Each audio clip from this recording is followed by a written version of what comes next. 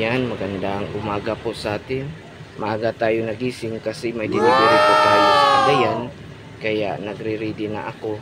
Kasi gusto ko nga mabilis lang ako makarating kasi mayroon pa ako. Pupunta pa ako sa bukid kasi lalantawin ko po yung mga kadragunan ko. Yan po guys, maaga po ako namahaw at nag-coffee Santi Barley na po ako. Hindi na ako mikos-mikos kaya minikos ko na. Yan po guys. Good morning, good morning. May deliver po tayo ngayon sa Cagayan, sa Robinson. I-deliver po natin yung mga lakatan na order nila.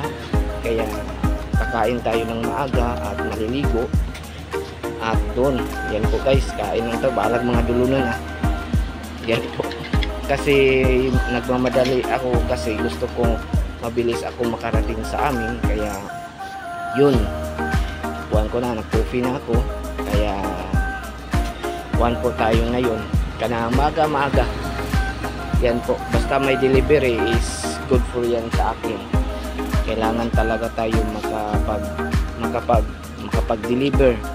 Kaya maaga akong naka-almusal. Yan po guys, kakain lang ako. Grabe kain jud.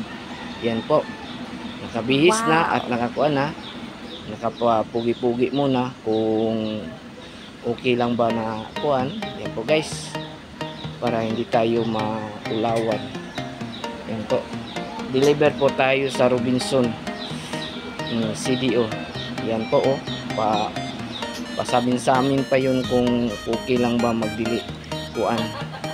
Yan po guys, yan, ito po yung mga lakatan natin, i-deliver natin sa Cagayan.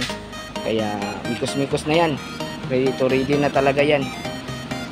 Yan po, mikos-mikos. Yan po yung mga kuan natin, mga lakatan na bagong hinog.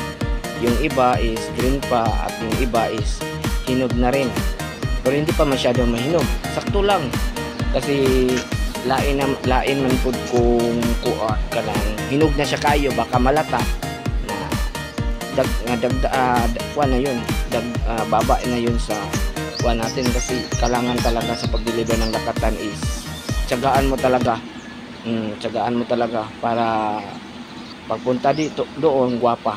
Yan po guys, ready na po ako, pupunta na ako sa CDO para bukas ay para mabilis tayo makabalik dito guys.